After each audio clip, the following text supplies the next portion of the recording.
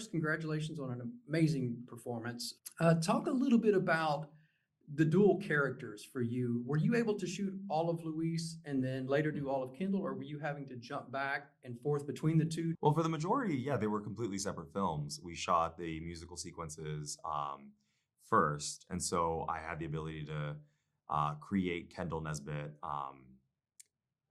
first. And so I was looking at things like Gene Kelly or Montgomery Clift, Errol Flynn, to get that classic Hollywood style. I remember asking Bill for a syllabus of all the movies that he was going to reference to just get that mid-Atlantic accent, to make sure that the acting style, which was very specific, was there. But then with Molina, I really wanted to create a genderless expression.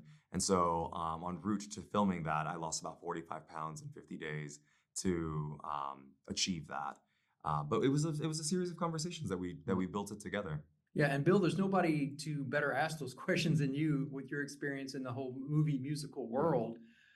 Talk a little bit about some of the challenges, even with your experience in that, of doing the movie musical genre. And did you borrow from the original film or Broadway show at all? Right. Not from the original film, because we were doing something very different. And I love the film, but it's very specific, set in a different country. It's really very much Hector Babenco's take on that. The Broadway musical, obviously, the score comes from that, although we only used a portion of it, because I think when you make a movie, there are certain conventions on stage that don't translate so well. For example, on stage, the prisoners sing to each other, and sing about their feelings. And I don't think that's a comfortable spot for a contemporary movie audience.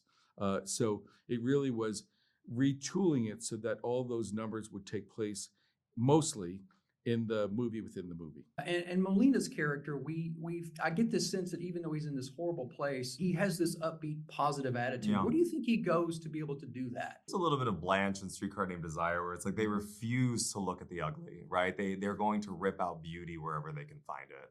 I mean, the movies, you escape to the movies. And we as a creative team felt like we were walking backwards in time as we stepped onto those glorious sets and wearing Colleen's incredible designs. And Bill, for you, in this culture that we live in, where do you go in this culture to sort of escape the doom scrolling and everything that's going on in our society? Yeah, I know. What is your escape? It's such a good question, because I've had to wean myself from watching news, right? Yeah. I have gone back to movies, I go to a lot of theater too, but I do find with movies, you get emotionally kind of recharged, so that's it more than anything. Yeah, well, congratulations to you both. I know we're going to hear both of your names through award season. It's a great film. I appreciate your time today, and look forward to the next one. It's very nice. Thank you.